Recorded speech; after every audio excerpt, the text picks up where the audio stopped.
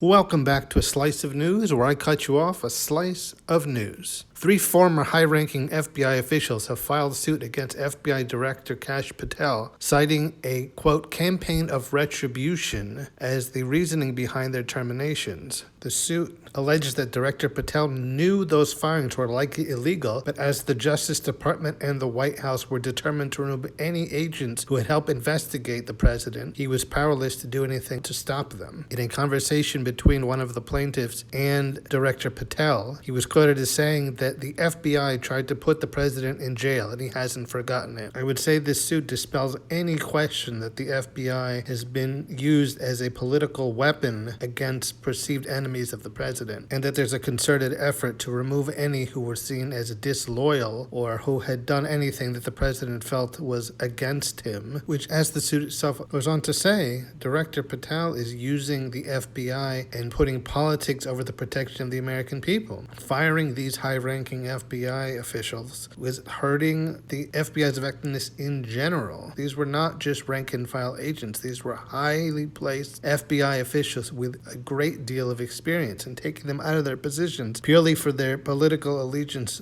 not being entirely to the president is a dangerous precedent to set. These were some of the FBI's most experienced operational people. They were involved in counterterrorism, reducing violent crime. These were big deal people. Taking them out just because they were doing things the president didn't like is dangerous. The suit alleges that the current FBI leadership was punishing law enforcement officers for doing their job simply because their job involved things against the president and making the president look bad. One of the plaintiffs in this suit is the former commander of the FBI, Brian Driscoll, who, among other things, was accused by senior Justice Department official Emil Bove of insubordination when he refused to provide a list of agents who worked on the investigation into the January 6 riots. Director Patel knew these firings, obviously based purely on politics and political allegiance, were likely illegal, but he was quoted as saying that he had to do it because his ability to keep his own job depended on the removal of agents who worked in cases involving the president. It's incredibly concerning, but I suppose not particularly surprising, that despite the fact the FBI is supposed to be a law enforcement agency, it seems to now have been turned into a Trump protection agency who serves the president and not the American people. Deputy Director Dan Bongino was, according to the suit, told one of the other fired FBI officials, Steve Jensen, that he would have to fire an agent assigned to his office who had worked on Trump-related cases, so not for any reason as a result of his conduct or performance of his duties, but purely because he worked on things that involved the president in a negative way. Another one of the plaintiffs was said he was targeted for retribution over his leadership role in the FBI's Human Resource Division during the COVID-19 pandemic, which had made him responsible for reviewing accommodation requests for employees seeking exemption from vaccine requirements. According to him, he was exposed to a great deal of criticism within the agency from agents loyal to Patel and the administration. That plaintiff, Spencer Evans, was among several senior executives told in late January that they had the option to either retire or be fired. And despite initially having support both from Director Patel and Deputy Director Bongino, he was told in May he would have to leave his position. And then, according to the lawsuit,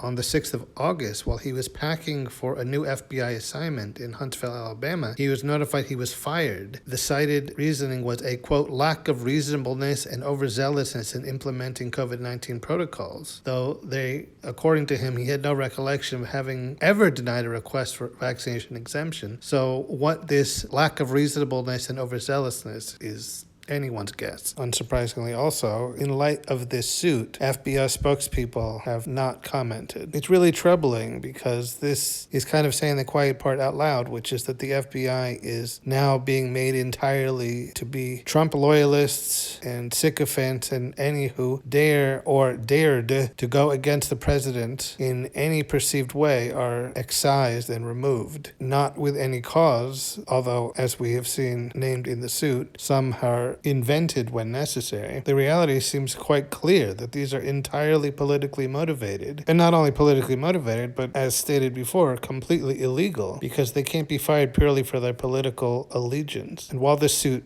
shows specific examples, I have no doubt that not only are there many, many other examples just within the FBI, but most likely and almost definitely in many of the other law enforcement departments. In a lot of ways, it's scary to see law enforcement, especially at this level, being transformed into just another arm of the president, and they do as he demands, and if he says people have to go because they go against him, they go. I think it was very telling when Director Patel essentially said, I only keep my job by removing the people the president tells me he doesn't want in this agency, implying almost verbatim that loyalty trumps justice and effectiveness, and all that matters is that you're loyal to the president, not how good at your job you actually are, and implying, but I suppose not outright stating, that the only reason Director Patel has the job is that he bows to the president and does as he commands him, which I think goes without saying to be the case for many of the high-up government officials in the current administration. It's especially troubling because in law enforcement, the loyalty should be to the people, or at the very least the law, but it seems that the only loyalty that matters in the current times is loyalty to the president. Not even to the office of the president, but to literally to the man, Donald Trump. Where this suit ends up going is anyone's guess. It's only just been filed, so it's a very ongoing story. But I think it's very important to lay bare in very specific terms just how bad things are at the FBI, and certainly serve as an example of how bad things most likely are in other law enforcement agencies and government positions. I mean, obviously the suit is not just about exposing the firings and the illegality of said firings, but also they seek reinstatement, back pay, in order that the firings were actually illegal, and of course the clearing of their names. So one can only hope this suit is successful. But I think it's very telling that during the Biden administration, one of the main complaints from the Trump loyalists was that the FBI and other law enforcement agencies were weaponized against the then former president, when now we're seeing very obvious signs that it's now the opposite, and these law enforcement agencies are being weaponized for him and used as a way of removing those who are disloyal or who did things that the president sees as having been disloyal to him. I can't help but see parallels to the days of the Red Scare and the House on Un-American Activities, where people were being questioned for their loyalty to communism and possible disloyalty to capitalism and the American way. But at least there you could argue that it was to root out enemies of the country as a whole and the way of life that we supposedly championed. But this is disloyalty to a man, to Donald Trump specifically. It's saying unless you do as he wants and don't do as he doesn't want, you risk not only criticism, but removal from your position in government. It's been very clear since the beginning that both Director Patel and Deputy Director Bongino are completely underqualified for their positions and only hold them because of their undying loyalty to Donald Trump, and only maintain their positions by rooting out those who lack that undying loyalty. In a lot of ways, it's scary to think that high-up officials in the FBI are willing to do things that they know are most likely illegal, but if the president says to do it, they do it. These sorts of criminal acts from within one of the nation's preeminent law enforcement agencies is a very concerning thing to see. And honestly, the silence from the FBI spokespeople and the higher-ups in the FBI doesn't surprise me, because this is pretty indefensible, so I don't think that they know how to spin something which is clearly not only not easy to defend, but as has been stated numerous times, illegal. Their firings of these FBI officials was not legal because there was no valid ground to dismiss them, only that they had investigated the president in the course of doing their job and were removed for it. The FBI does not work for the president. They are not his personal law enforcement who can take out those who he decides are problematic to him or his public image.